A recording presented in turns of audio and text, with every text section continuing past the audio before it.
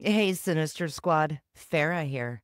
We wanted to start this episode with a quick apology for the delay. Life happens, and between tending to our families and managing everything else, we're a bit behind schedule. But we have some exciting news.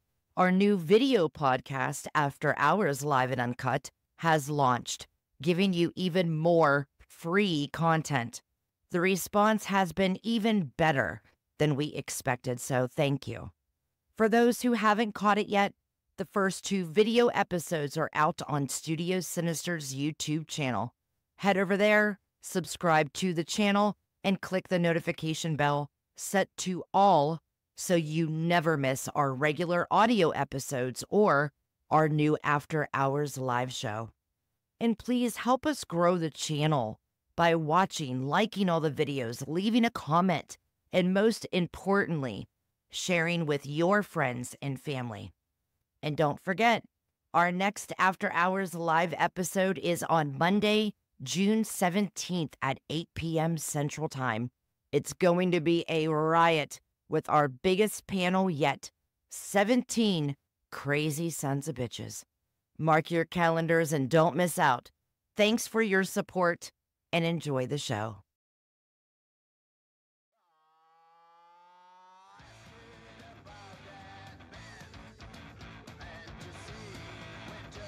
Hey there, Sinister Seekers. Welcome to another episode of Studio Sinister. I'm your host, Farrah, and alongside me is my best friend and partner in all things eerie. I'm Courtney.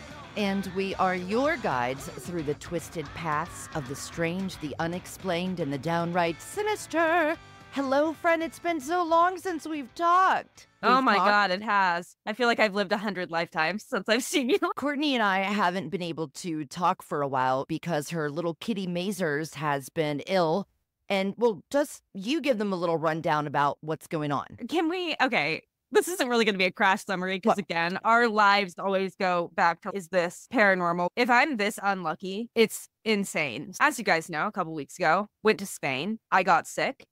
My cat got sick at that time. We thought he was stressed out because we were out of town. It disrupted his routine. A couple weeks later, we went to Vegas. What you guys don't know is I got a stomach bug again. The cat gets sick again. Same symptoms. I'm like, are we passing back and forth something weird? Obviously, we're not. But he and I were both sick. And then not even a couple weeks ago, it must have been like a week after we were in Vegas and he got sick again. So he kept getting sick and getting better, getting sick, getting better. I ended up taking him to the vet. Come to find out he's either in renal failure, which means his kidneys are shutting down, or he has something called renal dysplasia, which means they've never developed. How old is he? 5. Which, like... Does that even make sense? It can happen. It's just, he is incredibly young. He's doing okay. We're hopeful in terms of his prognosis that it is the renal dysplasia, but we won't know for sure until we go see a specialist here in a couple weeks. If it is that, then he's going to have a kind of weird, I'd say, life. But his quality of life will be fine. It's just a different way of caring for him in terms of a veterinary setting. Okay. But yeah, I've been dealing with that. And enter where my crazy brain comes in. My feelings are it just cannot be a coinkydink that all of these trips that you go on, that you're getting sick. I mean, when you're packing, when you're on your way to the airport, are you feeling 100% at that time? Yeah, I'm fine. You're not showing any signs of illness before you go. And same with Mazers. Not that I can tell it's while we're gone. But like this most recent time we were home, and it was the worst it's been. Yeah, well, she might have already gotten her claws into him, so to say. And I'm speaking about Kate Batts, the Bell Witch. It's just weird. If you can think back, though, for me, Courtney, before you had visited the Bell Witch and took the rock and took it back, of course, have you gotten sick on any trips that you can think of? Keep in mind, even that trip that I took where I took the rock, I got sick and I was on a trip. I feel like my life has been divided into before Kate Bat and after Kate Batts. Before Common Era, after Common Era. Here's the other thing that I'm wearing my Haunted Museum Zak Bagans sweatshirt. I have been like living in this thing. I doubt anything's attached to the actual sweatshirt, but never know. You guys know now I'm very cautious when it comes to negative, inhuman spirits. And one of the things that I've always been like super freaked out by is Peggy the doll. Like I've just always been really wigged out by her. I've up until a couple weeks ago and never seen her eyeballs. I talked about it in like my most recent Haunts episode. So it would have been a couple back by the time that you guys are hearing this episode coming out. I talked about how we went into the room because I'm like, I'm here. I'm going to go see her and gamble with this while I'm in Vegas. So we go in and they have a spirit box going with her. And so I asked him, like, this is the tour guide, is you guys are welcome to talk to her. Just make sure you're very polite, say hello and say goodbye, which I did. But I go in and I asked, are you happy here? And she laughed at me through the spirit box. And it was fucking creepy. It was like a evil laughter. I'm like, I am done. Because I was the first person to walk in this room. My friend who was with me, she was my friend Hannah, who listens. So hi, Hannah. She was like, Courtney, I feel really fucking weird. I don't want to be in here. And she likes ghosts almost as much as you and I do. She's, I really do not want to be in here. This is really freaking me out. I was freaked out, but I think it's because I know the history of this doll and the power that the spirit attached to it has. She didn't know. I asked her about it before we went in. I'm like, have you ever heard of Peggy the doll? And she's like, no. And I'm like, be careful. If you don't want to look it in the eyes, just don't, because that's how it gets you, even if it's on camera.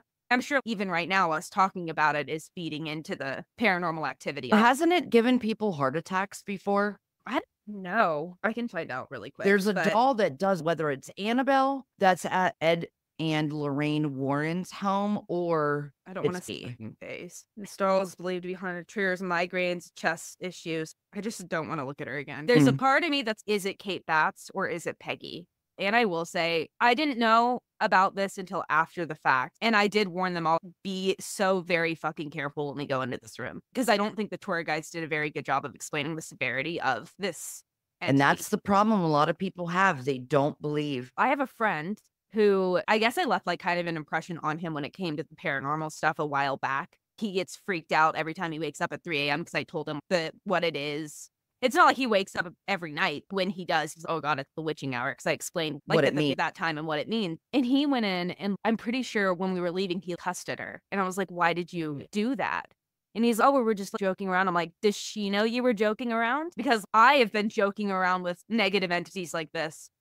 Fucked around and found out. Still to this day, 5 years later, however long it's been. Yeah, 6 years later. I wouldn't test it, even though I would love to get as much paranormal evidence as possible with negative entities involved. I do believe in it that much, and that things can happen and ruin your life. Yeah. So people who interact with this doll have received messages, whatever that means. They've had chest pains, nausea, crippling headaches, after even viewing photos or videos of Peggy the doll, not even being in the same room as her. For anyone that might not be as familiar with Zak Bagans Museum, what kind of rooms does he have there? Can you explain some of the themes that might contribute to all this paranormal activity? My understanding, he bought a house in the heart of Las Vegas that was already haunted. The family who lived there was experiencing paranormal activity.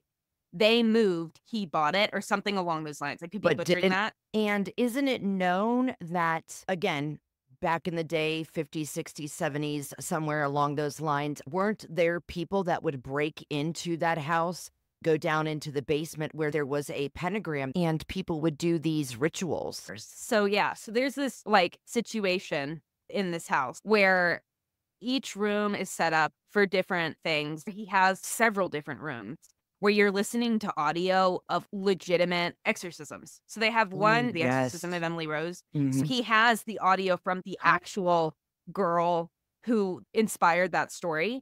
He also has, I know it was an Ed and Lorraine Warren case. I'm pretty sure it was The Devil Made Me Do It. The audio recording of, I forget the name, the little boy's exorcism. I'm going to look it up right now. So there was that, which was surreal to listen to just because it's true demonic activity. Regardless of your opinions of Zak Bagans, because mine obviously are not that high. I was like, this is insane. For anyone that doesn't know, The Devil Made Me Do It, it is a true story about a little boy infested by a demon. And then Arnie, who was the little boy's sister's boyfriend, said, take me instead. Yeah, like they were very close too.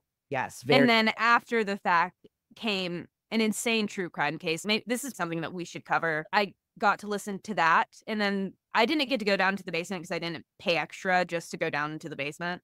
But they did say that there have been satanic rituals down in the basement and that there is another demonic presence downstairs and they have a spirit box going 24/7. Same thing with Peggy the doll. It seems all of their demonic things have. Are the stairs from the Gary, Indiana demon house, are they in the basement? Okay. No, but I did see those. And this is so fucked up. But basically, they play the trailer. They bring even smaller groups in there. So it was literally just a group of people I was with, my really good friends. We go in there and I'm like, guys, this is going to sound really corny.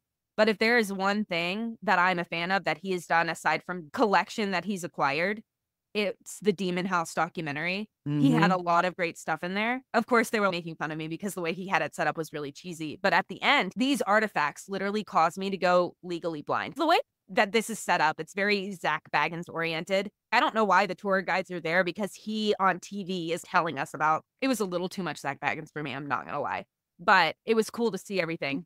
I think he does great work. I will have to say, I give kudos to Zak because he's the OG in the paranormal investigation world as far as getting out there and recording it, just like Jason Hawes and Grant, the guys that founded TAPS. I love his work. Sometimes he can be a lot, but then again, he is into what he does. He takes it seriously. And I'd rather watch him than some people on YouTube go in to investigate and they're rude, they're disrespectful, they fake shit. So yeah, that's my 2 cents about him. So he's like, this information, these artifacts literally caused me to go legally blind. He goes, if you don't want to see this, if you don't want to see the demon house, now's your time to leave. But he gives you no time. The doors just open and then there are the stairs and a bucket of dirt. I'm like, holy shit. Everyone around me is like, Courtney, why are you so excited about this? I'm like, because this story is amazing. If you like really go into that documentary with an open mind and look at the evidence that he collects for what it is, and the fact that he like bulldozed it and the only thing that's left are the stairs and in the dirt, literal bucket of dirt. Yep. That's saying something because again, I think he does a great job in some aspects. I think he does not a great job in other aspects, but I will say he's a huge investigator. He obviously wants money. That's his bread and butter. So the fact that he like bulldozed the shit after having dreams about it, after having medical issues about it, after his friends are like literally dying because of it. If anyone has not seen the Demon House documentary, oh my God, go and watch it. It's insane. The part where he's in that bedroom toward the end, there's something and whatever it is that starts walking out, like I just got goosebumps. That feeling of watching that and seeing whatever that was come into radiating. Like I saw it. What's going on? That's the second time it's happened. Did you touch that? Okay, so her mic just fell over and made a noise. Did it make that sound? That was my watch. Okay. But that I did not touch. Think about like when we talked to Dave Oman and there was like shit just going all over his everything. Yep. We need to figure out how to get out there, first of all. But number 2. He brought it up to me a couple of days ago. I asked him, hey, I want you to come on our After Hours live show one night. And he said, abso-fucking-lutely. I love come him. on. And why don't you him. come on out here and do the show? I know. We need to sort that out. Okay. I have a few different weddings this fall, but we'll talk dates and figure it out. The fact that he was so gracious and kind enough to open up his home to us to do a live episode. Obviously, we all know that it takes a lot of planning to be able to facilitate that when all 3 of us are literally thrown across the country. But I think that would be a really cool place to go and investigate. Oh, it's amazing. We need to go out there. Yeah. For today's episode, I want to ask you a question. Okay. So I'm so intrigued. So does the name stand out to you, Sheila Young? The name Sheila does. Can I look her up? The name Sheila kind of freaks me out for other reasons that you know about that I will not get into right now. But so in the fall of 1989, Sheila Young and her family endured what could only be described as a living nightmare in the remote reaches of Northwest Montana. Sheila, a preschool carer, recounts 6 months of terror that began with a streak of fire, across the sky and ended with scars and PTSD for her entire family.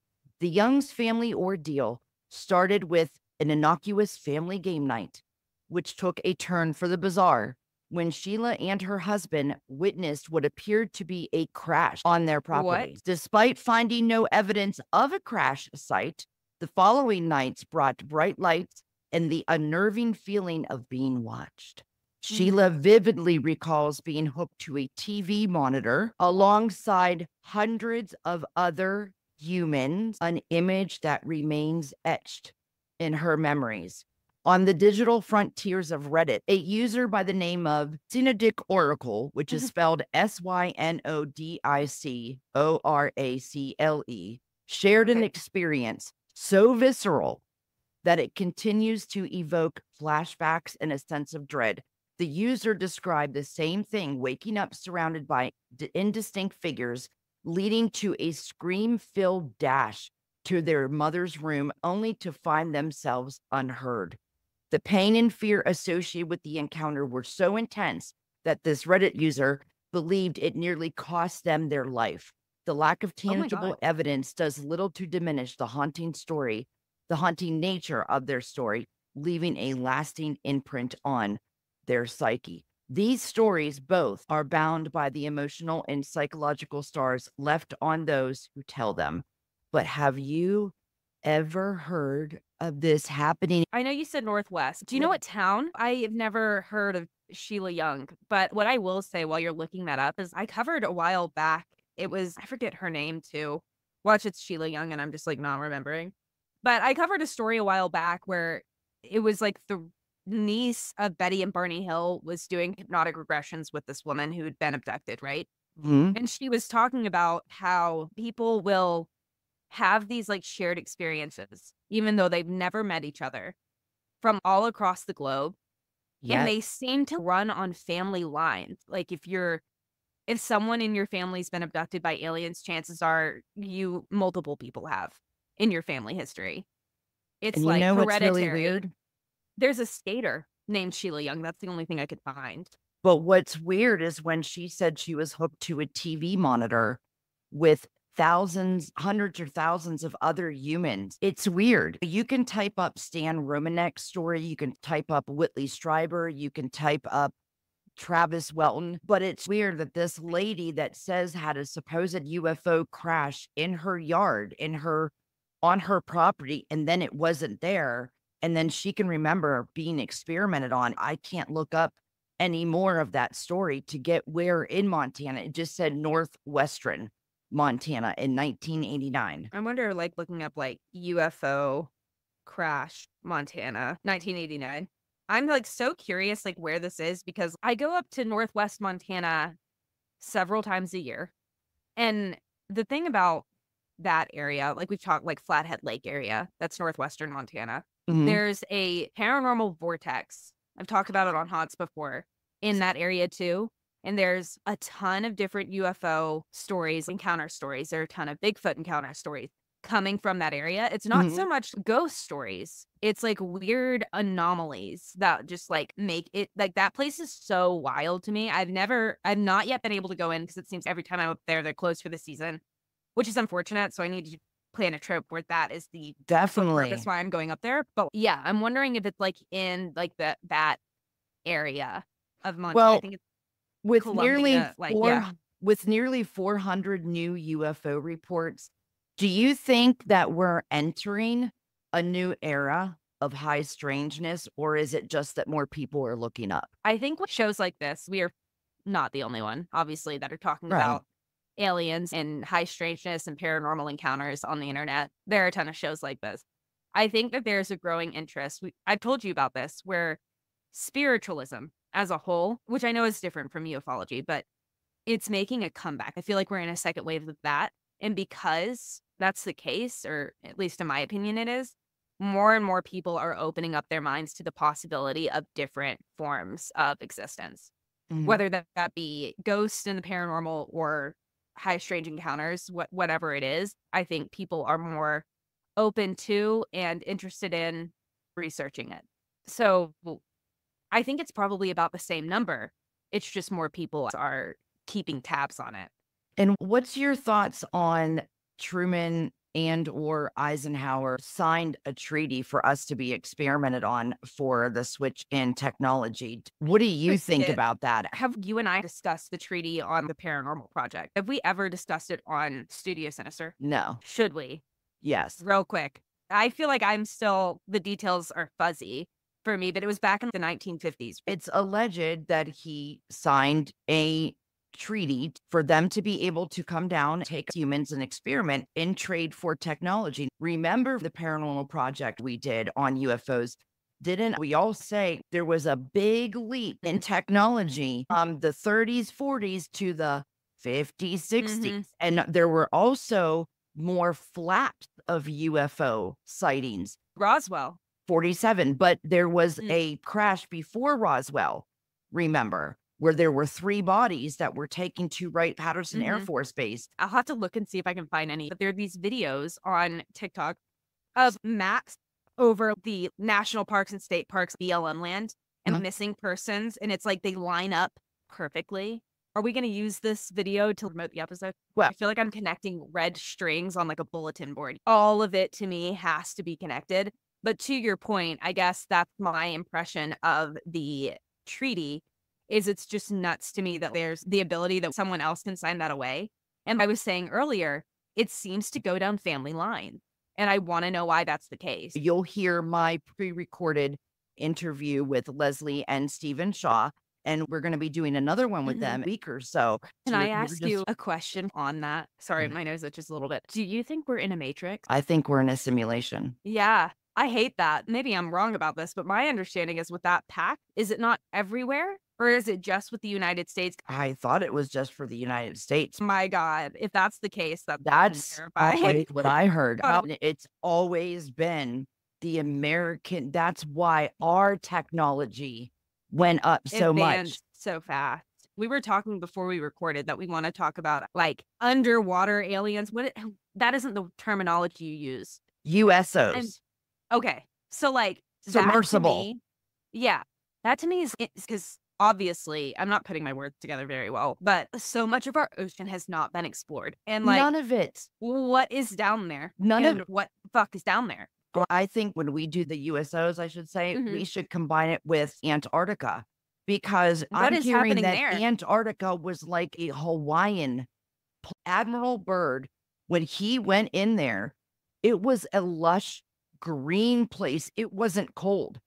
He went in this tunnel and it was a completely different atmosphere. It's like a whole different world down there. The UFO stuff that it's like coming out and becoming declassified to me is how long has this been like going on?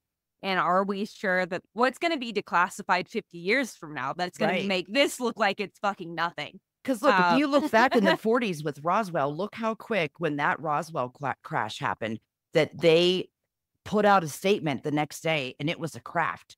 But then the next day they changed it into a weather balloon. Weather balloon that I still don't understand what the hell that is. It's always a weather balloon. And those things don't look like, when we had, who were we talking about this with? Oh, Doug. Yeah. So I just hit my microphone. I got so excited. When we were talking about, and we all looked at pictures of what a weather balloon is. It's a big ass balloon. And it's not made of the stuff that came from Roswell. It's like, to me, it looks aluminum foil. This is going to be like a weird throwback to the 90s. But do you guys remember those like big ass like frisbees that were made of like aluminum? That's what it reminds me of. Yes. And it's like this weird freaky nostalgia that I have about it. But you go like this, you can crumble it up and then it'll go back. It comes back. Now with regular aluminum foil, you can't do that. What are those called? The weirdest intro of all time. But you can see how excited Courtney and I always get of talking to each other. So we haven't really talked to each other for a couple weeks. We've been texting, but we haven't been able to I feel like you can get on the phone. We're Josh for our Courtney and Farrah time. So sorry, listeners, this is all over place. They were called hover discs. I want to buy one just to put on our Instagram.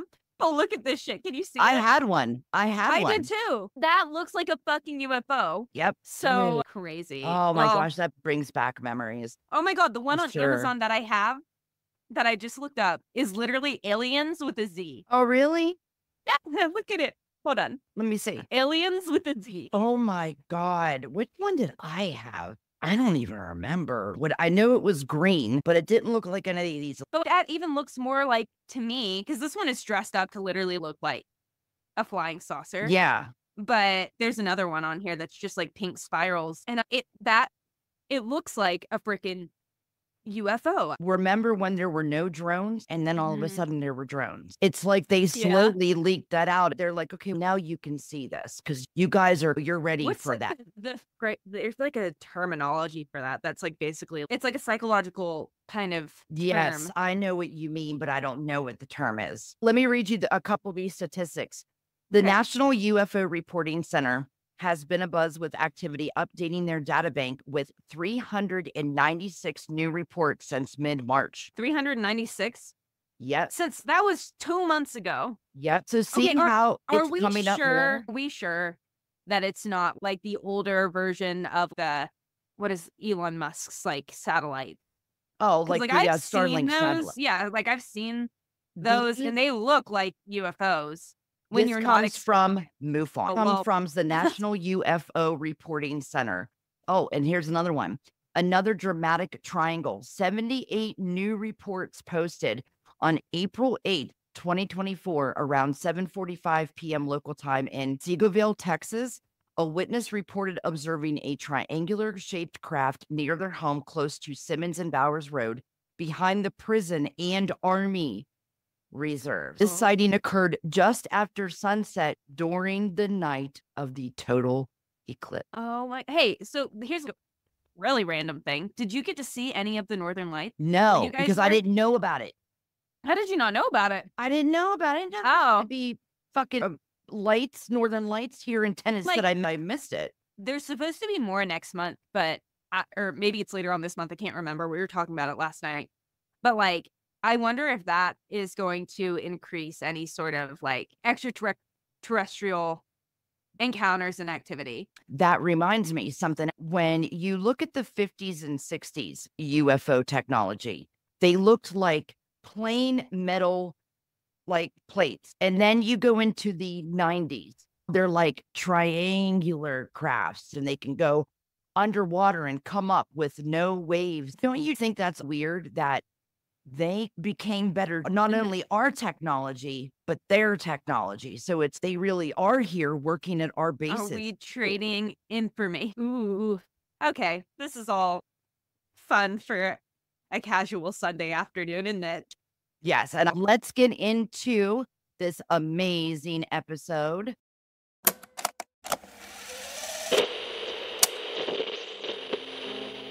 Nationwide, crime is dominating the headlines here in America. My keys, pull my keys are due. Someone was murdered, I think. Where? I work for Los Angeles Police Department. I just shot and killed my son Max and my wife Michelle. We are attempting to stay 1 week at the official Conjuring House. Recipe, poverty, drugs, child abuse. There's someone standing right there. You're gonna get back to hell where you came from. Studio Sinister. Stargazers and daydreamers, tonight we're embarking on an adventure that transcends time and space, featuring the dynamic duo Leslie and Stephen Shaw, authors of the groundbreaking book Who Are They and What Are They Up To? They've been on the forefront of ufology, sharing their tantalizing theories and unearthly encounters. Leslie, with a pen mightier than a lightsaber, has crafted stories from her journalistic ventures, now enchanting us as a semi-retired sage. She's here to unfold her extraterrestrial expertise, drawing us into worlds beyond our imagination. And Stephen, not just a maestro of medicine, but also of melody, weaves science and speculation into a symphony that captivates our cosmic curiosity. From the mysteries of missing time to the melodies that serenade the universe, he's ready to tune us into the unknown. But let's not wait any longer. Please join me in welcoming Leslie and Stephen Shaw to our cosmic conversation. Hi, thank you for having us. Yes, a lot of T's, C's, and M's and S's there. A lot of Tantalizing, yes. alliteration. That was great. Lovely, very lovely intro. Thank you. Oh, you are very welcome. You definitely deserve it. I'd love to start out asking a few personal questions. I've started reading the book. I love the way that it's written. It's easier for me to understand. So, Leslie, how do you think that your educational background in experimental animation and your minor in ancient art history, how have you used that to interpret UFOs? What did help a lot was ancient art history, and that led me into the study of the Great Flood, and it helped us develop some of our theories about that. Stephen, do you feel that your musical background has helped shape your perception or understanding of the patterns in UFO sightings? Oh, absolutely. My first memories of go back to actually 1.5 years old was my first memories of things happening. But when I was 3 was when I was first being visited by little invisible beings. But anyways, music for me, my mom was a lover of Myron Florin and Lawrence Welk, the accordionist with Myron Florin. So You're too young to know them well. She wanted me to become an accordionist. So I faked it. I had no idea how to read music. I just, for the first 4 to 6 months, whenever I was in class with a bunch of other kids, 7 years of age, and I had no clue how to read music, but I never had to go first for playing a piece of music first. So I would go second or third, whatever, and my ear would basically tell me how to play. And then the very, very first time that I had to go first, the teacher realized that, oh man, you can't read music. So anyway, hearing things as far as hearing other dimensions, or not necessarily dimensions, but other frequencies, I will say more accurately, has helped me throughout my life. And music has been a guiding light throughout my whole life. I played multiple instruments. I played orchestral level and professional level on different instruments. So for me, it's been a thing. Then I was an acupuncturist for 20 years and did my 6 years in the military and the Navy. And I was a Tai Chi master, cabinet maker for many years, and a Tai Chi master, taught Tai Chi for 23 years. And I've worn the red hats, the blue hats, and the white hats. So I understand what's going on. I can read people really well. I come from a family of automatic writers going back at least 4 generations. And that's part of the reason why we really started to decide to wanted to write this book around about 20 years ago, because of my different experiences going back from being a child, and then Leslie seeing her first UFO in about 2004? 2005, yeah. Like, mostly believed me for the things I told her, but never 100%. Yeah, you know what? You don't see it yourself. I believed him, just only about 98%. There's still that little kernel of doubt. But then I finally did see my first UFO, and I was like, I wanted it so bad. He'd had so many experiences, and he'd already seen 3 UFOs. So I was jealous. Yeah. When we started researching the book way before the cell phone and things like that, I started researching back when I was 30, trying to make sense of things and reading a lot of books and all that, trying to make sense for myself at the time before we were even together. And we tried to approach the book from the KISS method, keep it simple, stupid. What really usually makes sense is usually probably the answer. And there's just a lot of rabbit hole-y stuff, as we call it, that is going around these days that just does not pass the smell test. And our book is really to help people to understand, at least from our perspective, what the facts. We're very fact-driven. Myself being in medicine, you have to be fact-driven. When you're reading a person's body as an acupuncturist, you have to really get cut to the core of things. You have to be able to tell whether they're lying, or a person can lie very easily, but the body's pulses don't lie. My mom and her mother and her grandmother were all automatic writers, and now my sister is. I can actually read the body very well, and I can read people very well if I want to. And dogs and cats. As a matter of fact, I've treated many cats and dogs with acupuncture and Chinese medicine. I'm sure they're great patients, and they probably love that you're taking the time to help them with because I know a lot of animals have arthritis or hip dysplasia issues. Especially, Yes, in fact, frequently they're better patients than humans, and they don't lie. You know, Animals are just better than humans anyway. yeah. Believe me, I would trust a dog over a human almost any time. I'm right there with you, Stephen. Before I forget, since we were on that topic of music, I had interviewed Alexander Pedikov from Small Town Monsters, and he was nice enough to share personal video and audio of a UFO that they captured in around DuBois, Pennsylvania, when they saw this candy wrapper type, for lack of better words, craft in the sky. It was followed by this tone, and then it cut off really quick. It sounded like doo, and it did that for maybe 30, 45 seconds. Do you feel that music is something that they use to communicate? Yes. In fact, one of the things we just did recently was about recurring, they're not really necessarily dreams, but they're literally things that have happened to me throughout my life where maybe on a dozen different occasions, I will be in a waking state and I will hear this hum or this tone. It's always the same, like a vibrational hum or tone that's in my body.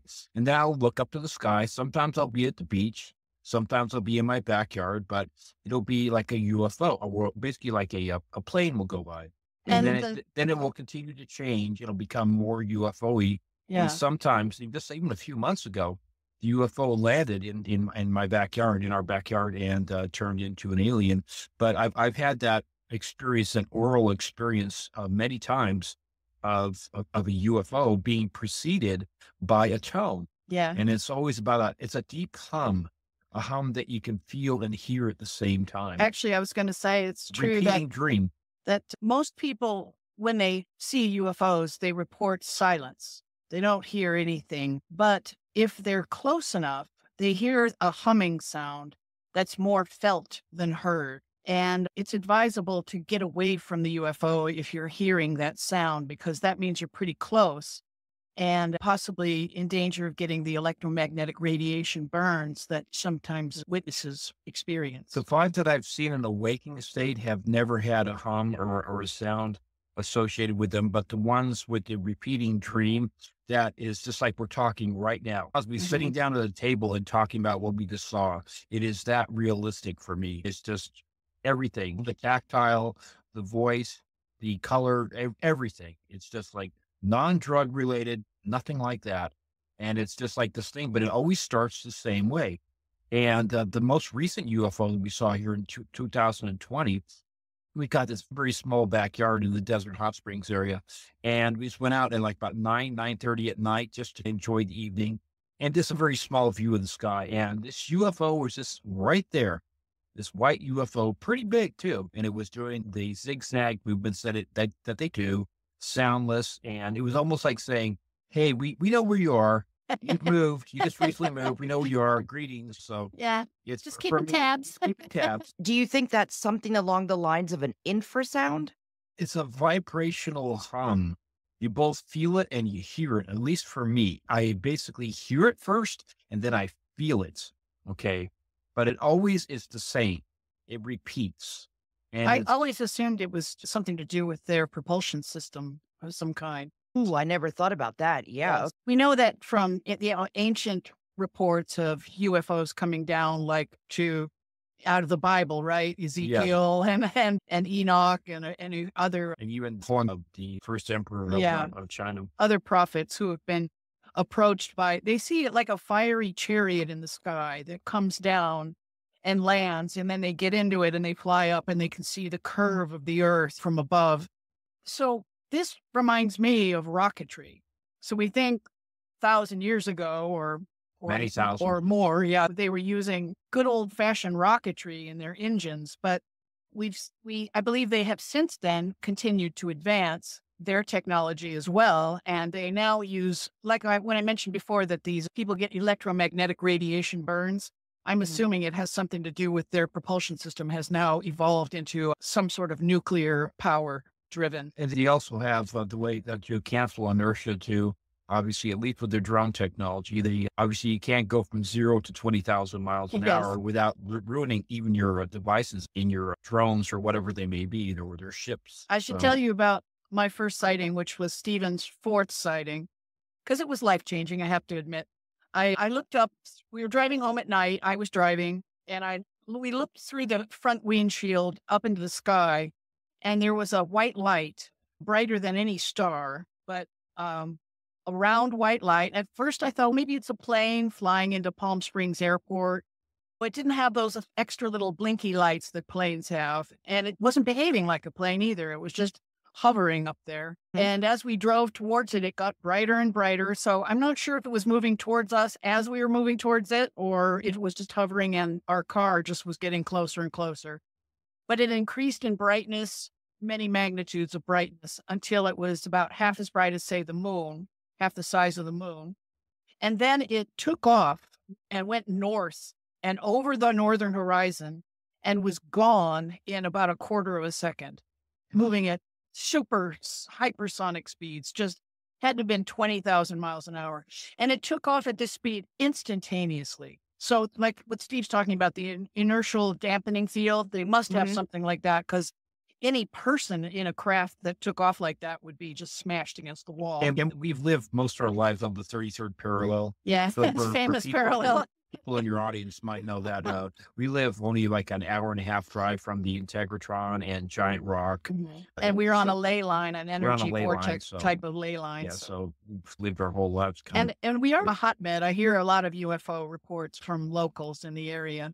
Let me go back when you had mentioned that the way that you wrote this book came from a more common sense, easy to understand. So maybe you can reach a lot more people. Do you find that's why so many people are skeptic? Because the government has deliberately tongue twist things into sounding so off the wall and difficult to understand. We think the U.S. government discovered the existence of these creatures when the first crash that we know of, it was called, there's a book called The Crash or something before Roswell, Roswell before Roswell. I forget the exact title of the book. But in Cape Girardeau, Missouri, there was an alien ship crash and there were dead alien bodies, and the government managed to gather the evidence and take it to Wright-Patterson Air Force Base before any media got wind of it. So it was a long time coming before we managed to, the whistleblowers came forward about that incident. And then in World War II, they were following our planes. And then The Foo Fighters. And then of course, the Roswell crash happened. And right after that, the government assigned the Majestic 12 came into being, and Project Blue Book. And those happened just 2 months after Roswell. Yeah, Harry Truman had to do with that. Right. Yes. And we believe that these beings tried to contact our government to negotiate Technology for experimenting. Yeah, stuff like that. They did not like us playing with nukes. Yeah, they didn't like our use of nuclear weapons. They were quite alarmed and disturbed by that, as is evidenced by their monitoring of our nukes worldwide. In fact, to this day, they're doing this. So then there were in the early 50s, they actually did flybys, UFO flybys over Washington, D.C. The papers, it was very well covered, too. Yeah. Dr. J. Allen Hynek, the one assigned to Project Blue Book, I believe he was in D.C. at that time and witnessed that. I can just see him being a professor and doctor, how excited he must have been, but then thinking, how am I going to explain this to the scientific community? Yes. And so we think after that, Eisenhower actually met with them. And their goal in the meeting was to get us to denuclearize, to stop playing with nukes, to stop working with nukes. So obviously they did not achieve their goal. But what they did agree upon was to keep the secret of their existence and to share dribs and drabs of their technology with us. Right. And also we agreed to let them continue taking people for their experimentations that they needed. Genetic experiments and harvesting genetic product. Not that we could have stopped them anyway. How are we supposed to even know when they come around? The fact that they entered into this evil pact, so to speak, back then is one of the main reasons that they can never really disclose the truth, because they made an agreement that I'm sure most of America would have been shocked to find out that they were willing to negotiate this part. that it's okay to take people. It's okay to abduct them. It's okay to take the sperm and eggs from them. Not only religious implications too, to find out that for a good 13,000 years that we have actually not been the top dogs on the planet. And also to the other thing too, which is the lie sandwich. You hide a truth within two lies. Or you do it the opposite way, two truths, but you have a lie in the middle. Yeah. They keep us looking up into space, looking to Pleiades, the Arcturus, to Sirius, when really the fact what we found is that they've been living here for quite a long time and they're very similar to us. Yes. Okay. We call them cousins. Yeah. And yeah. rather Creatures, than, not cousins. Yeah.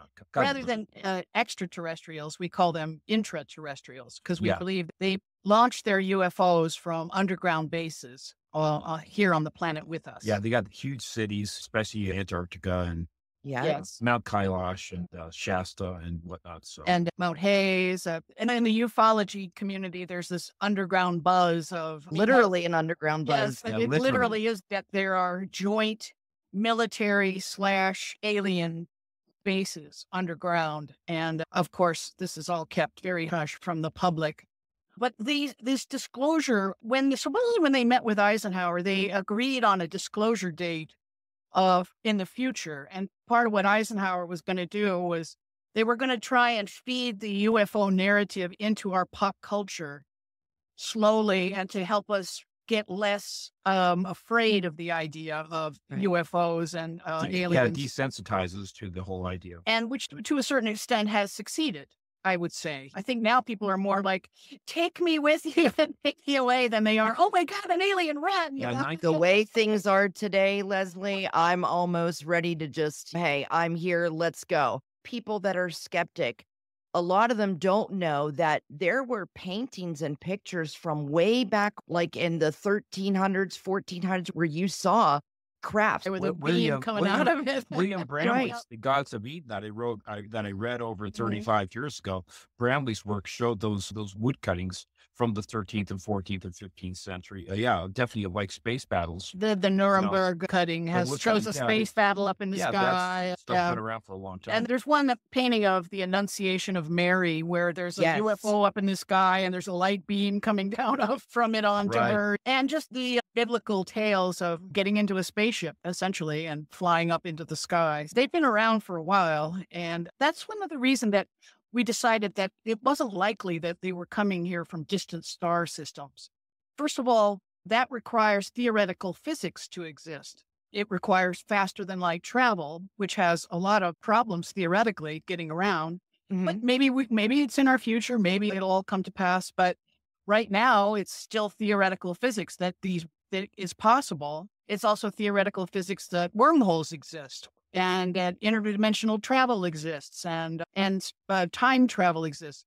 That's one thing I like about our theories is that none of that is required for our theories to pass the smell test. They don't rely on this kind of physics to be happening. Also, it's like motive, opportunity, and means. For instance, like when you're looking at something forensically, you got to look at those three factors.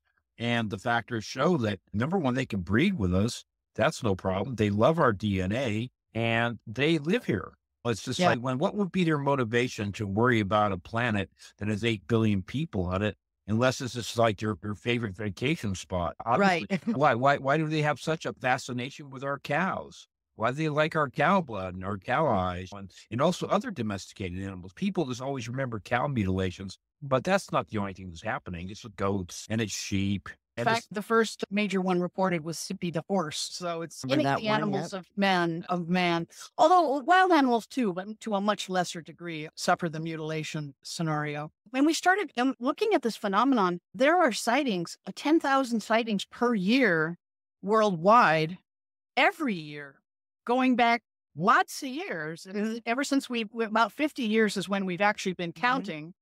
But like you say, you were saying before that it goes back, we think, thousands of years. And we know that sightings have been going on for thousands of years because there is hieroglyphs and petroglyphs that show carvings of a rocket or some type of propulsion system or craft. But what's your feelings on drawings of that? That gets back to the origin of language.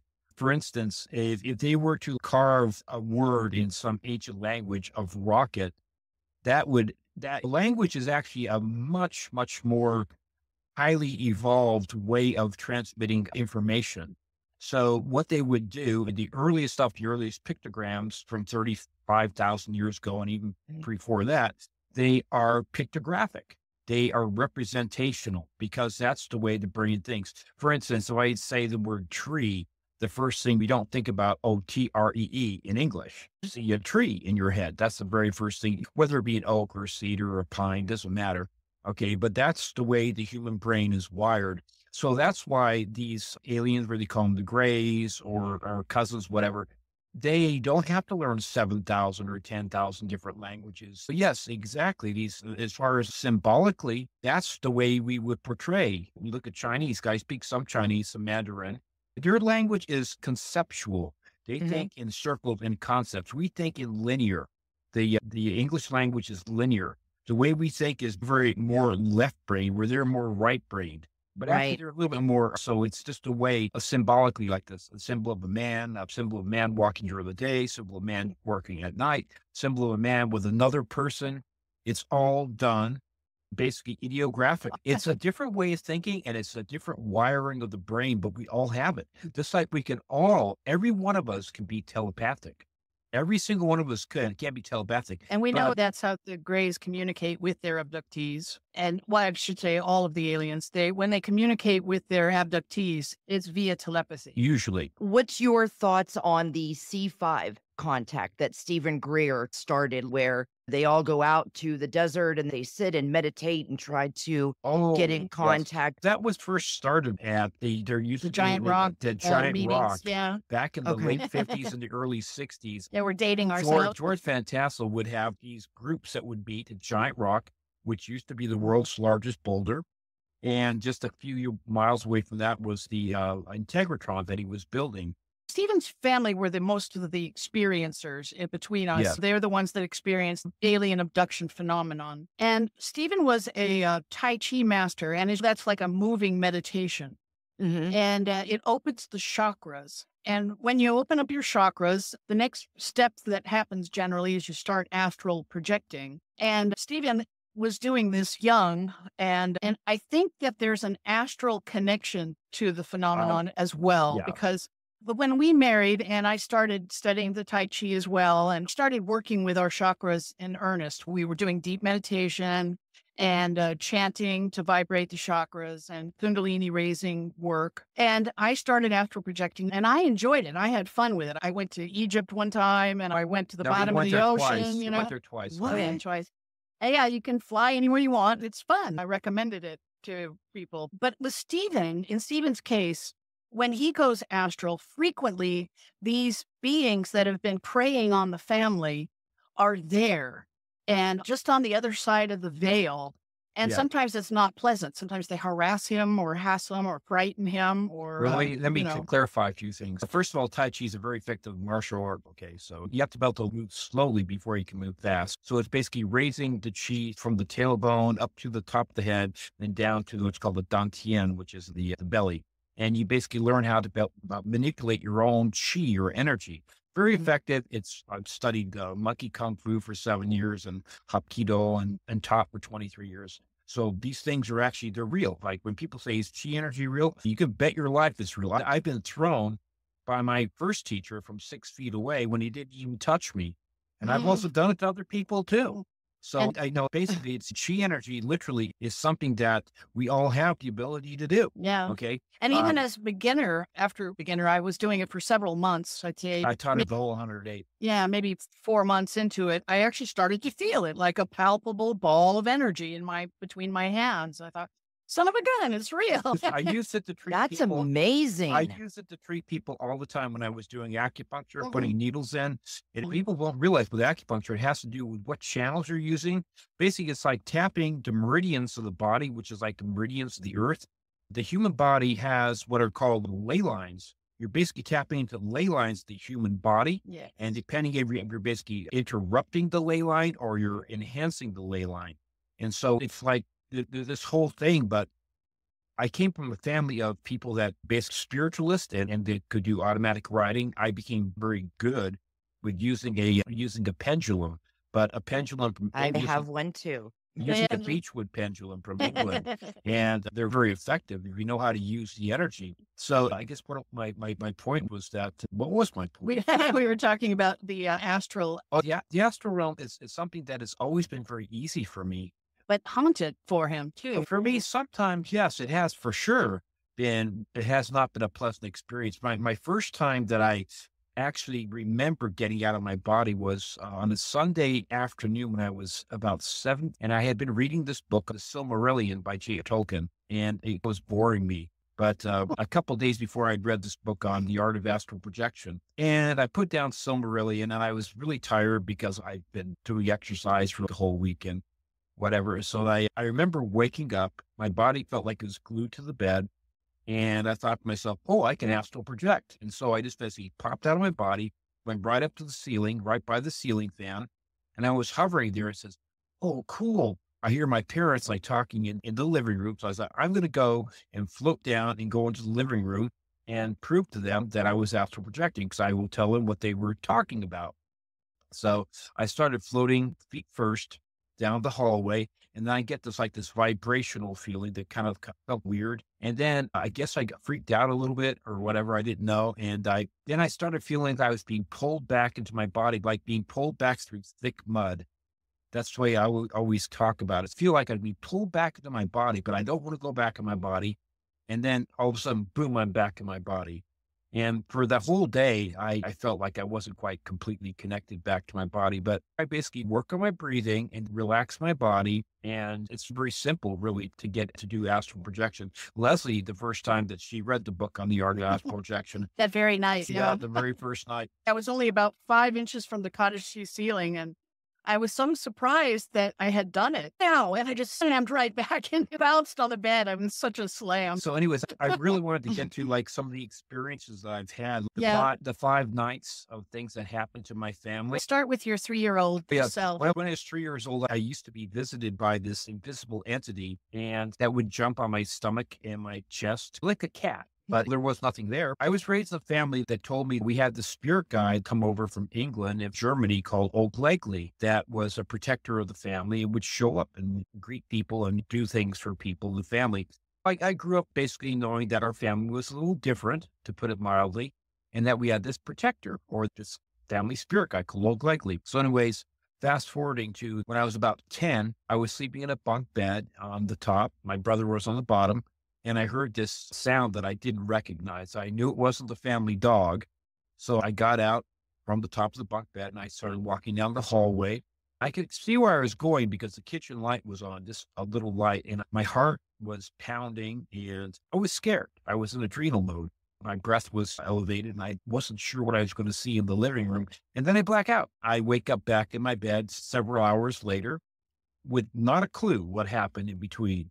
No knowledge at all. And then about a year later or two later, I saw my first UFO, which was a large orange globe that was going from south to north at about maybe 300 or 400 foot elevation at nighttime. And interestingly, my brother started sleeping in the closet for about 2 years, between the ages of 6 and 8.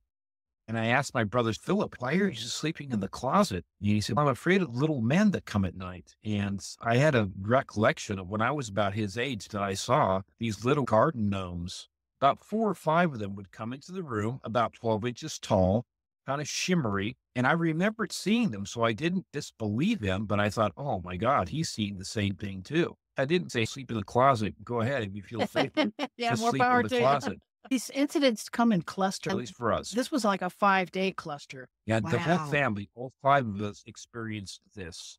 It started the first night where my dad in the morning told me that his closet doors opened and closed on him during the night. And we're cabinet makers and workers, whatever. I thought, They shrugged okay, it off. shrugged it off. Didn't think too much about it.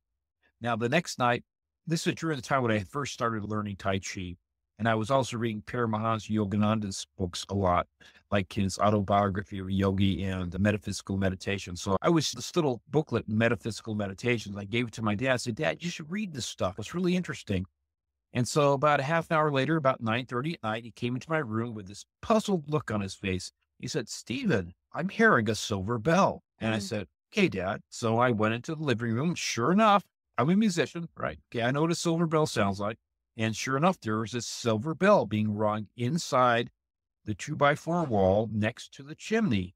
And we're both looking at each other. I said, let's get Karen. Karen, my sister was 13 at the time. She didn't want to have anything to do with this type of stuff. She was like, I'm not seeing anything here. This is not happening. Not happening. She said, where's that silver bell coming from? And we knew it's coming from inside the wall. And we looked up the chimney and we banged on the wall for a good 10 minutes. And then it stopped. So the next morning, which was our tradition, we would always call my mom and my brother that were in the house that we were building up in the woods in Sonora, California, which is 350 miles away, because we had the ability to build. So we were building this house. My brother was going to school up there. So anyways, my dad said, Jeffrey, the strangest thing happened last night. About 9 o'clock at night, I heard this bell and I thought it was the phone. So I picked up the phone, and on the other line, a deep baritone male voice said, I am the invisible Beachy, or something like that. And we still don't know what that meant. My brother was like 14 at the time. He said, no, that never happened. The phone didn't ring. The phone didn't ring. Yeah. I didn't hear the phone ring, but she did pick up the phone. Yeah. So then the next night, I was sleeping in my bedroom, and I was awakened by this whizzing sound, this whoosh, whoosh, whoosh. And I thought it was like a fan or like a bug. I looked down the hallway and kitchen light was on. I tried to go back to sleep. So I'm laying on my left side, and then the bed was pushed twice from the base of the bed. And I thought it could be an earthquake. And so trying to make logical sense out of it, and then ignore it. And then it gets pushed a little harder the second time. And then the third time, a lot harder. And I'm starting to get nervous and a little bit upset. Then I get these 3 taps on my right shoulder at the deltoid tap. That's like an index finger. And at this point, I'm thinking, is somebody playing a trick on me, or what is going on? So then I rolled over and I said, what? And there was like this, I knew there was something there, but I couldn't see it with my physical eyes. And then I black out.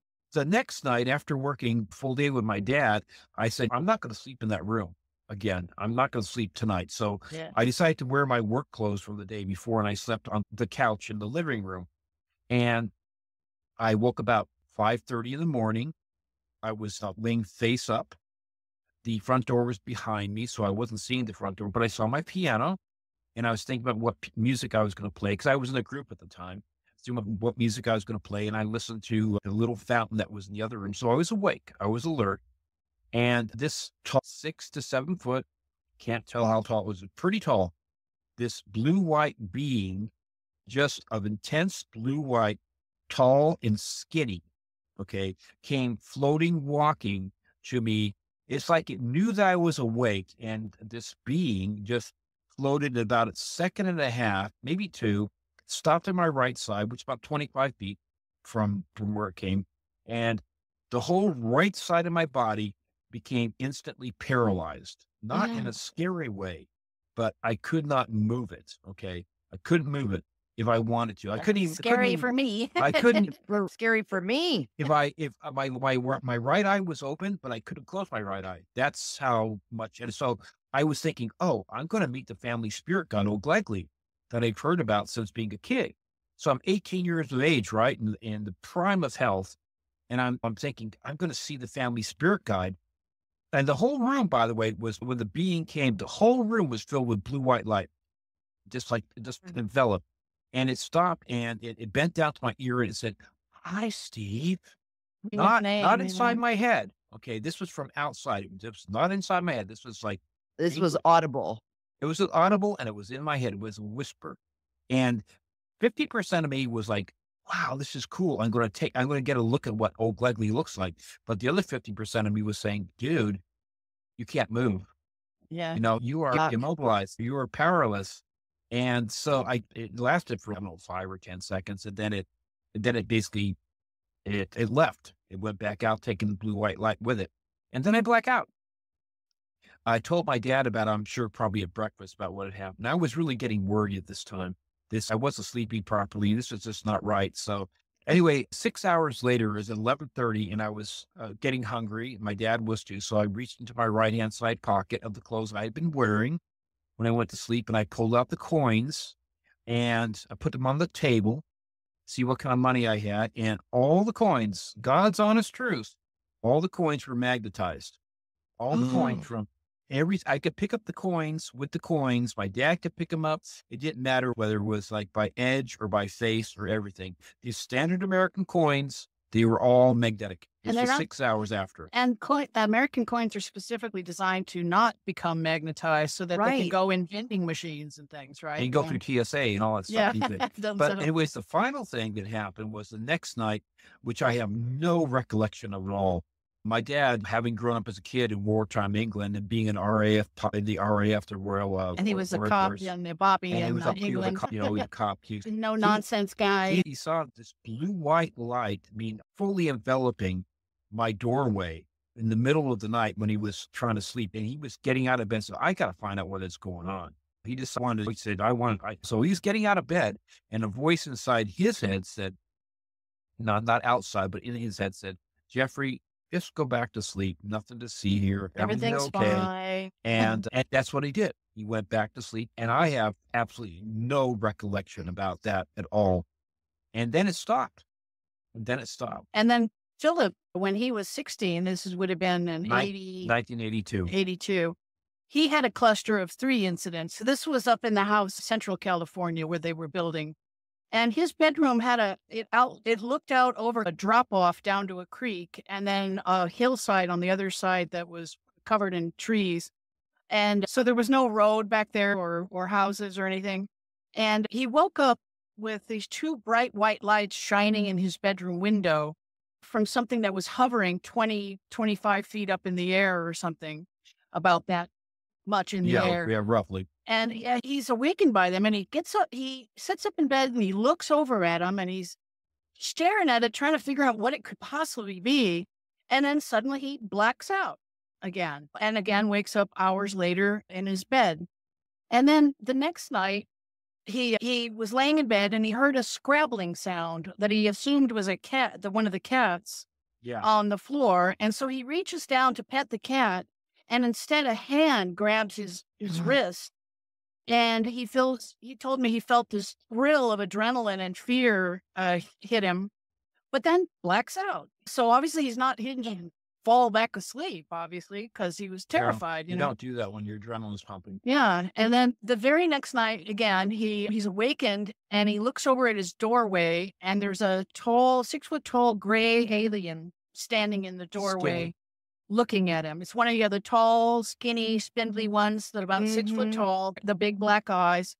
And he has only about a moment, he said, to stare at it. And they're staring back forth at each other.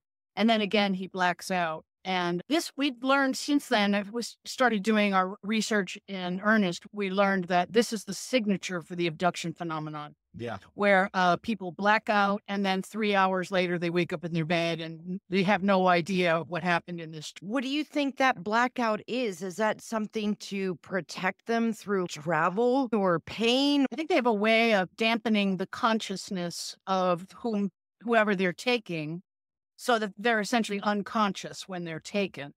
And this has hit and miss, hit and miss, because some people do remember little scenes from their abductions. Eddie and Barton Hill. Oh, gosh. Yeah. But but frequently they cannot remember the face of their abductors.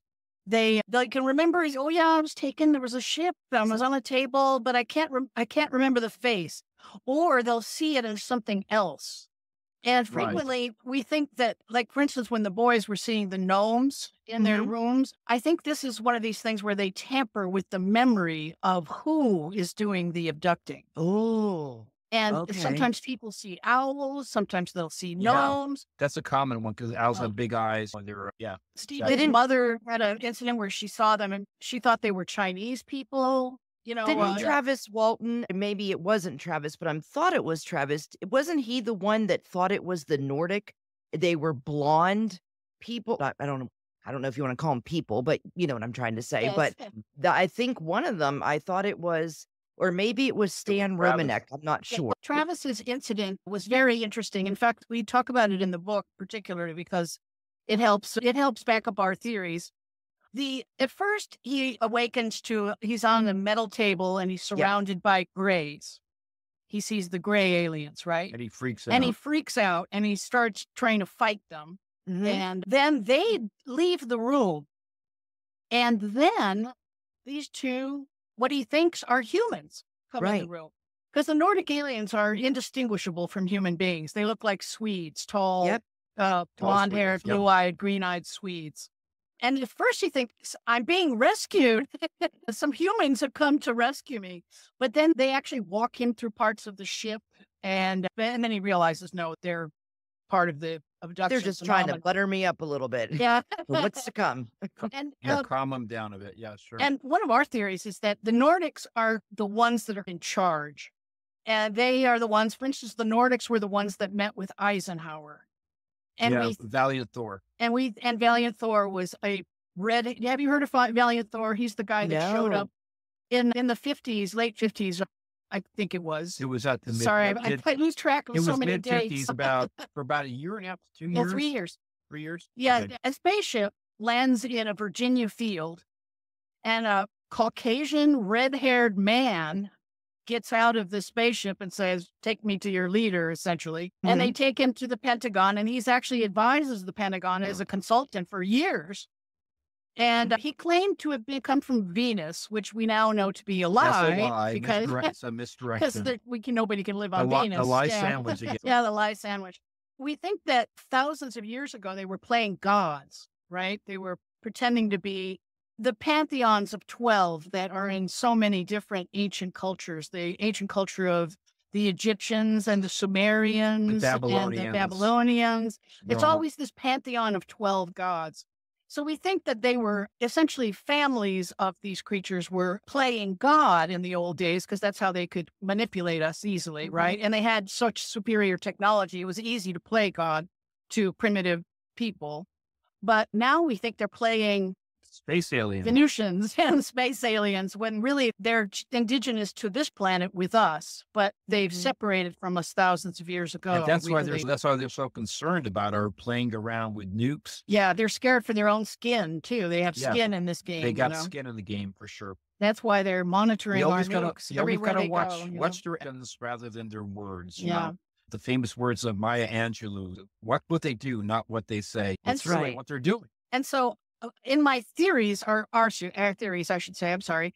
I was thinking that, okay, the Nordics are in charge and the Greys are possibly a manufactured race of slaves that they utilize for their grunt work, so to speak. And the reason we think this is because every report we've heard about the Greys, they never show any emotion. They seem to be completely emotionless, almost like automatons. And no matter how terrified their subjects are, sometimes screaming in They terror. do not care. They care less, yeah. And they just go on with their job. Their job is okay. They just take their samples. And it's always so similar from one case to the next. It's the same. And they're very goal-driven. They never just wonder what to do next or confer, what should we do now? They know what to do next. They take their samples and they're telepathic. And they put you back. Telepathic, which again, like I said earlier, it's very primal. You don't have to worry about whether they're Aborigines or whether they're German or whatever, whether they're Eskimos. It's just like they can communicate. And we think that they're using these Greys like as slaves because we think they used to have us as slaves. Yeah. But we think that we didn't make good slaves, right? We're too much individuals and tended shape under the yoke of slavery and fight back against it. Sour Babel. Yeah. So I think that's what's going on. And that was proved to us with Travis's story where, the Greys were there and the Greys took him and they were the ones about to do the experiments and abduct him. But then he met the people really in charge, which were... Yeah, that story, Fire in the Sky, is so fascinating. But it's really hard to get a hold of that book. I've tried many times to get a hold of that book. It's hard to get a hold of it. Yeah, it's really expensive too. A few copies of it. But all the guys passed the lie detector tests. Yes, and there was no reason for them to do a murder. Maybe one guy didn't like him. Apparently, there was one fellow was one of the guys that's the 5 or 6 guys that were in the truck and saw him get abducted. One of them was on parole. And he was terrified that they were going to pin a murder on him or something. And so, in fact, the first time they did the lie detector, his was all over the place, and everybody else, it was true. And then later, about a year later, I believe, they did the lie detector again for all of them, and this time they all passed. It helped that because Travis Walton appeared, I think it was 5 days later. 5 days later, right. See, I think they monitor our radio, television, or our media. And I'm not entirely sure that they were planning to put him back, because this didn't follow a normal abduction thing, right? Yes. Normally you're only gone an hour or two and then they put you back, right? Maybe Travis knew too much, or for whatever reason, they wanted to keep him. There were too many witnesses too. But, yes. Yeah, but this time, then there was such an enormous media circus all around it that I think they decided, well, no, we better put him back before this really gets blown out. Thank goodness, though, because he was able to really turn a lot of people into non-skeptics anymore because of how emotional he was, even just telling the story, and his family and his friends. What are your thoughts about the Stan Romanek story? Now, do you think, you had said that they're here, they do experiments, of course, like maybe on the horses and cows, but we've been hearing so many women come to the forefront saying that I've carried children. Yes. Stan Romanek says that he's made children. What's your feelings on that? We definitely believe it's happening. I'm sorry, did I step all over you? Anyway, yes. One of our favorite sources of the alien abduction phenomenon is Professor Jacobs, David M. Jacobs. He's written 4 or 5 books on the subject, and we read a couple of them. He's done, in his long career, he did 10,000 hypnotic regressions on abductees. So it's a nice, large pool of data to sift through. And it looks like about 10% of abductees are women that are they're taken and impregnated, and then 4 months later, they're taken again, and the fetus is stolen.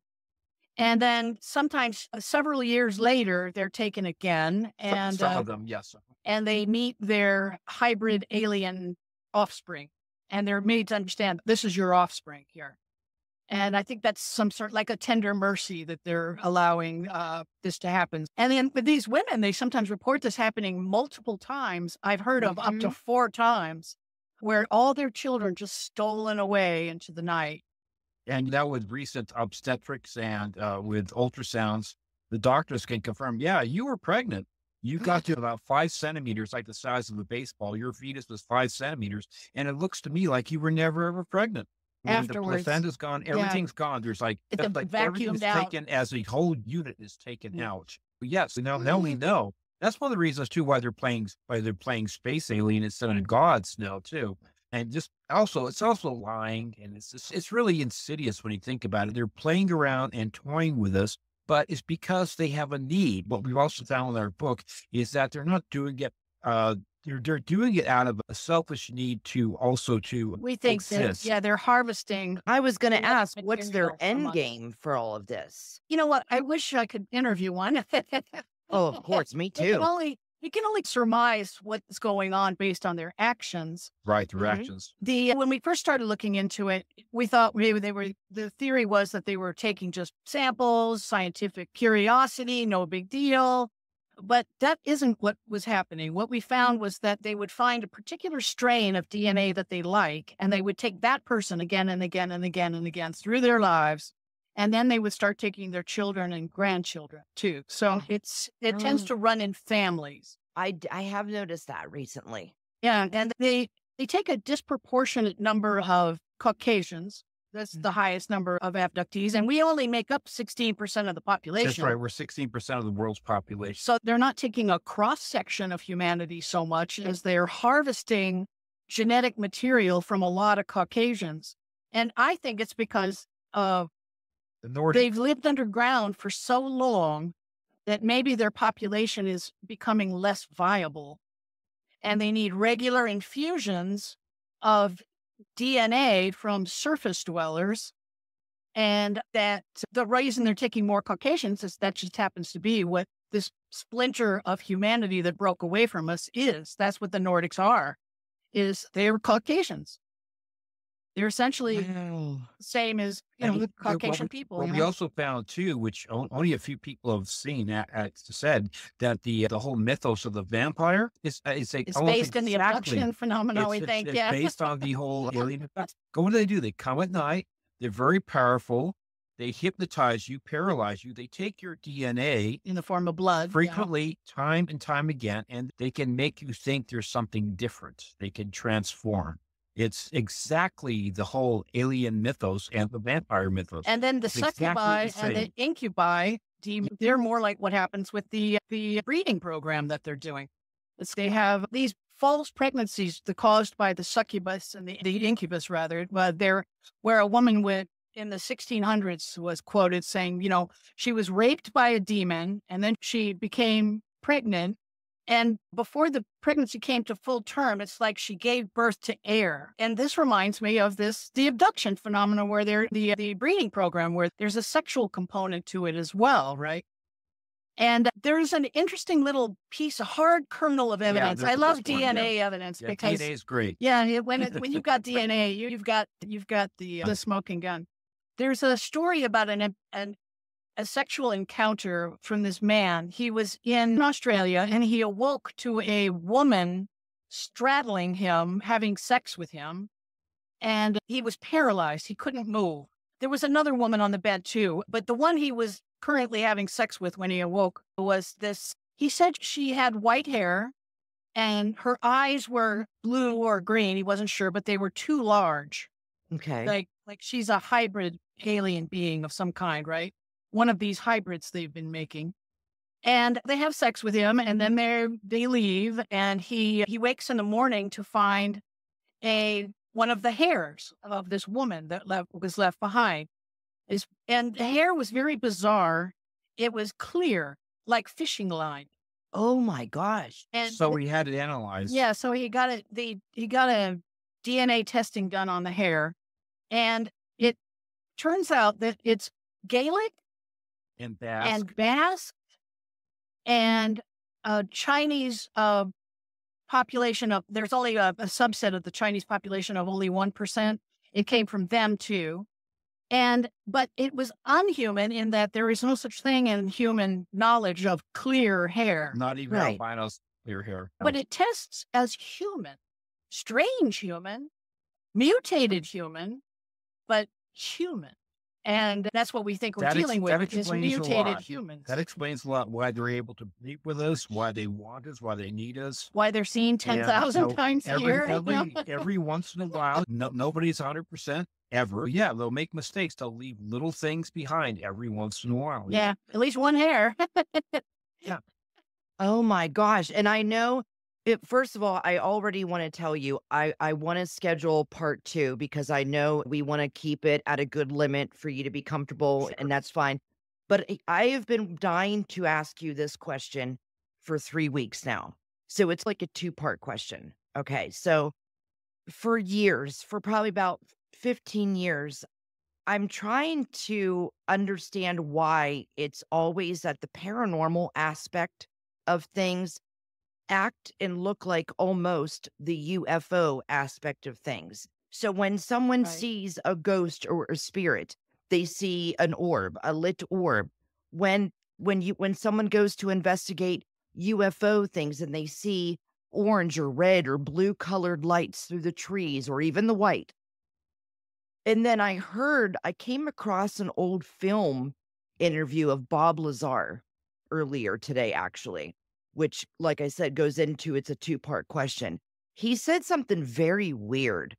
He said the government is holding classified information about religion. So that kind of ties in. For people that are torn, what's your thoughts? Is there a God? Were the aliens, were we made from something like that? Is a paranormal, is that, it's just weird. In my thoughts, it's like we are dying and then we're going to the aliens, because as much as you see orbs on an alien investigation, flying orbs in dark shadows, on a paranormal investigation. And it's just, they seem like they act so similar. So I'm so confused about what those are and what the aliens have to do. How long have they been here? And if they've been here for so long, who made them? If God, you know what I'm trying to say? And I thought it was very weird that Bob Lazar, of all people, said the government is holding classified documents about religion. What about religion makes is some that sense to me? It actually makes a lot of sense because there's God with a capital G, right? And the one who made the entire universe. But that's not what we're talking about here. We're talking about Osiris and Anunnaki and Enki. And these are, I think they're false gods that are playing gods. Now, you go ahead, dear, from there. Yeah, one thing I figured out when I was like 23, let's pass this by as a thing. I was waiting for my ex-wife at the time. I was sitting by a pool and I was just contemplating things in the universe or whatever. And I was looking at the building, the condo. I was thinking, you know what? Somebody had to have a thought about building that thing, that the building is energy and it's matter, right? E equals MC squared, right? But I started thinking about religion and about the Bible. And, at first there was the word, there was light and that kind of stuff. And I thought, you know what? When it really gets down to it, thought is more primal than mass and energy, because nothing could have been built on this earth at all unless somebody had a thought or a feeling or an inspiration to say, I want to build something there. I want to put something there. So it really comes down to what's the more primal thing. It really gets back down to, is there probably an overall God or an overall entity? And I believe that there is, because I think that thought is more primal than E equals MC squared. And remember, we were talking about the astral realm and how these beings, I think that's how they keep tabs on the people that they're influencing and taking, is they're different frequency. They're able to travel in the astral realm and approach people in the astral realm. And this, when we were doing our Kundalini raising work, our teachers taught us that this place of sleep paralysis that people are talking about a lot, it's this in our practices, they called it the hypnagogic state or the hypnopompic state. It's the state between sleeping and waking. Mm-hmm. And if you enter from awake into that sleep, you meditate down into that place. It's hypnagogic. But if you're coming up from a sleep into wakingness and you find yourself in that state, it's hypnopompic. And a lot of people are afraid of the being in this position because they're conscious, but they can't move. And they frequently see, but they're seeing into the astral realm. And if you're seeing into the astral realm, you could see anything. There's all kinds of strange stuff in the astral realm. But what we were taught was that this is actually not a time of vulnerability. It's a time of power, because this is the moment when you can astral project. You can separate from your body and you can go anywhere you want, when you want. It's desire-based. And there are a lot of strange things to be seen in the astral realm. And so what we're talking about paranormal experiences, a lot of Steve's paranormal experiences were either coming up into the hypno or going down into this half waking state. And I think that a lot of the paranormal people is what's happening to them is they're seeing into this astral realm. But when it's not that, there's all kinds of things can be attached to the paranormal. Mm-hmm. We definitely know about these orbs that they use to monitor people as well. His brother had an orb that haunted him for a long time. It would just travel up and down his deck, looking in his windows. And then he said after a couple of weeks, he decided to go outside and confront the orb. So he goes out onto his deck and goes, "What do you want?" And the thing charges him and goes right through his body, right here. And we happened to be staying up there at the time. And the next morning he said, "You're not going to believe what happened to me last night." And he told us about it. And he pointed to his upper back upper right shoulder. Yeah, where he said it came out. And I looked back there and sure enough, there's a round bruise right back there that something had, and he said he felt it go through him, See, and that's what's so confusing is because a lot of people speak of when they are, when their house is haunted or they go into an old, abandoned asylum or anything, like that, and they're doing an investigation themselves, they get that, "Oh, this mask charged me before and I got a scratch." where, it came around. So that's why it's just so weird. It just seems so connected in some way, but I just don't know what the connection is. I had for decades. It hadn't happened in about last couple of years, but for decades I'd be just really go to sleep, into, this like where the bed feels like your body's kind of glued to the bed, but you're still awake. And so I'm awake and I always get this knocking like a Really right behind his head, just as he's trying not to fall asleep. Always in 3. Okay. And of course, well, it's okay. So then this has happened, I don't know, 100 times in my life that I can think of. And eventually you just start to get numb to it. And see, if you get punched in the face 99 times, 100 right? You start to, for an average person, it's starting to get really relaxing. And then all of a sudden you get a knock, or sometimes it's like it's like my door is being slammed really hard, or somebody's dropped a plate of glass, right. Glass in my room, or I'll hear maybe like some woman's voice go or something like that. Yeah. And then sometimes I will hear a beautiful musical instrument.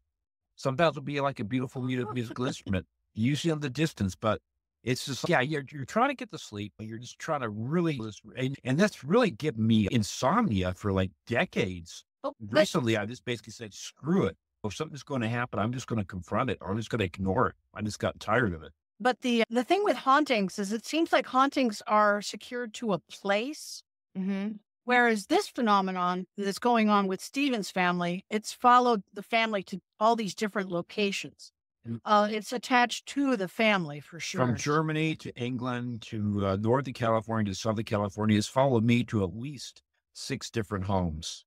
Okay. I mean, it doesn't change. It's just a location, but it's not. It's even the house we're building up in Sonora. That's what we built with our own hands. So it's not something that we inherited. It's nothing like there was tragedy there or anything like that. Well, being that we want to do, I'd love to have you on for a part 2. And that way too, Courtney can come. But first, let everyone know your handles, where you can be found, about your book, all of that. Here it is. Who they are and what they're up to. Yes, who they are and what they're up to, by Leslie and Stephen Shaw. On Amazon. It's available at Amazon. Available on Amazon and Ingram, for bookstores prefer Ingram. But then we also have, and this, if people are interested in more of Stephen's family's experiences, there were just so many of them. We couldn't ever talk about them all during any one interview. And so what I did is on our Instagram page, I made these series. One series is called Stephen's Abduction Experiences, and another one is just plain weird things that didn't quite match up with Abduction, didn't have the signature of Abduction.